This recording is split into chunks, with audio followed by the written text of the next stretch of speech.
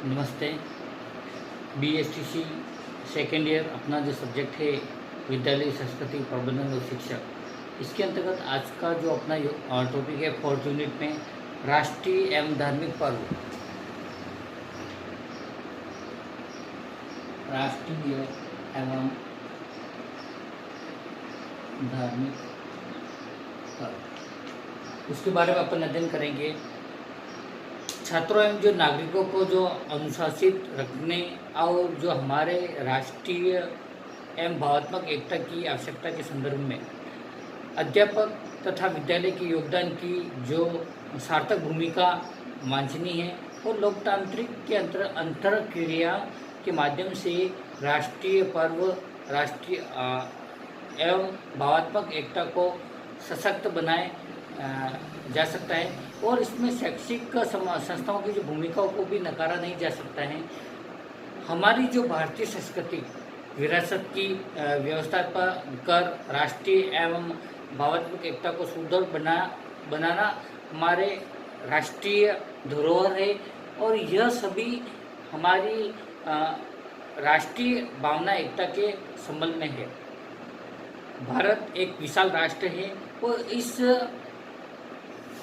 एक जो अरब से जो ऊपर की जो आबादी में सभी को मानसिक तथा जो सामाजिक विभिन्न पर्व या राष्ट्रीय दिवस हमारे राष्ट्रीय के प्रतीक चिन्ह इत्यादि अपने सफल भूमिकाओं का निर्वाह करते हैं। फिर इसी के अंतर्गत जो राष्ट्रीय पर्व आता है, राष्ट्रीय पर्व के अंतर्गत जो बताया गया है अपना जो पहला इसमें है राष्ट्रीय पर्व।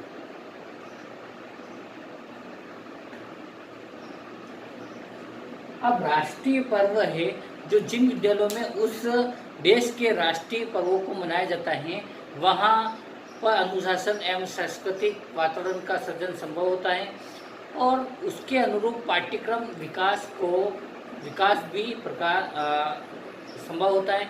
जैसे 15 अगस्त 26 जनवरी तथा 2 अक्टूबर आदि को आयोजन विभिन्न प्रकार के कार्यक्रम को आयोजन किया जाता है और हमारी जो संस्कृति सभ्यता से संबंधित होती है और इसका प्रभाव अनुशासन पर भी पड़ता है, जिससे छात्र अनुशासन व्यापक रूप में संभव होता है। और दूसरा अनुशासन विकास में जो संभव होता है जिन विद्यालयों में इन पर्वों का आयोजन भव्य रूप में नहीं किया जाता वहाँ न तो सांस्कृतिक वातावरण का सृजन होता है और न ही अनुशासन के विकास का संभव होता है।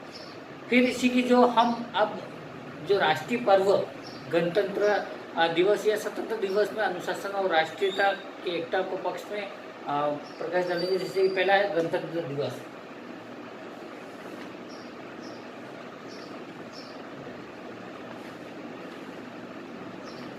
अब गणतंत्र दिवस कई वर्षों को 15 अगस्त 1947 का वह स्वर्णिम दिन जो भारत की भूमिका पर अवतरित हुआ, जिसके लिए हजारों घोड़ों की जो किलकारी काल कवलित हुई और हजारों लोगों के सिंदूर मिट गए, हजारों आंखों को तारे लुट गए और किंतु गुलाबी को रात्रि का उपसारा 26 जनवरी 1950 को हुआ, जब भारत के मनुष्यों या विधि जो विशेषज्ञों एवं जो दूर दृष्टांतों ने देश को उसका अपमान संविधान सम्मिलित किया। और इसी के साथ में जो बताया गया है कि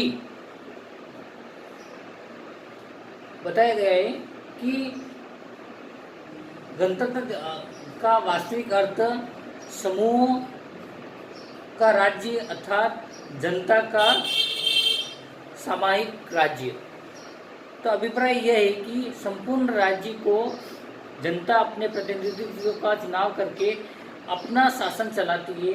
वो भारतीय संविधान में जनता द्वारा चुने गए प्रतिनिधित्व द्वारा शासन चलाने की व्यवस्था है और इस प्रकार ये पर्व भारतीय स्वतंत्रता एवं राष्ट्रीय एकता का प्रतीक है और उन उत्सवों को दर्शन लाखों व्यक्ति एकत्र होते हैं और प्रतिज्ञा लेते हैं कि सभी भेदभावों को भुलाकर राष्ट्र की एकता एवं स्वतंत्रता को अक्षुण्ण बनाए रखे, है ना। तो ये जरूरी है।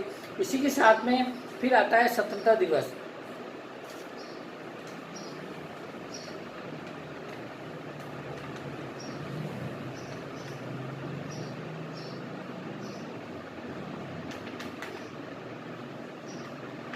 अब स्वतंत्रता दिवस के अंतर्गत जो बताया गया है, उसके अंतर्गत जो प्रथम स्वतंत्रता दिवस के दिन देश आनंदित था और सूर्य में कुछ नई ज्योति थी और वायु में नई ताजगी और जन जन के मन में मुक्ति की दीवानगी थी।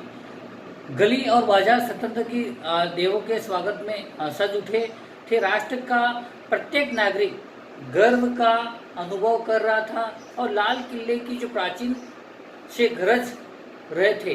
भारत के प्रथम प्रधानमंत्री पंडित जवाहरलाल नेहरू 15 अगस्त प्रति वर्ष उत्साह और उमंग लेकर आता है और प्रमुख समारोह दिल्ली के लाल किले में होता है और उत्सव का जो कार्यक्रम प्राप्त काल से सायंकाल तक चलता रहता है और राष्ट्र के इस गौरव दिन का सभी लोग हृदय से अभिनंदन करते हैं।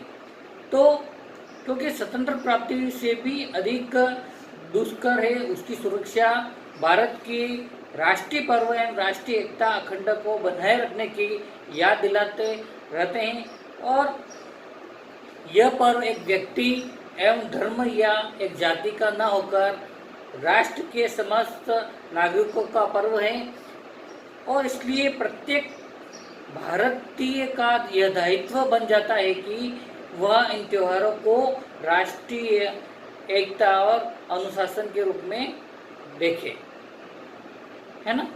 तो ये आज के लिए इतना ही काफ़ी है। अपन ने जो राष्ट्रीय एकता एवं धार्मिक जो पर्व है उसके बारे में अपन ने किया है, उसमें राष्ट्रीय पर्व गणतंत्र दिवस स्वतंत्रता दिवस के बारे में अपन ने विस्तारपूर्वक अध्ययन किया है। आज के लिए इतना ही काफ़ी है। कक्षा को व्यवस्थित बनाने के लिए और ध्यान से सुनने के लिए आपको बहुत बहुत धन्यवाद और घर पर रहिए, सुरक्षित रहिए। धन्यवाद।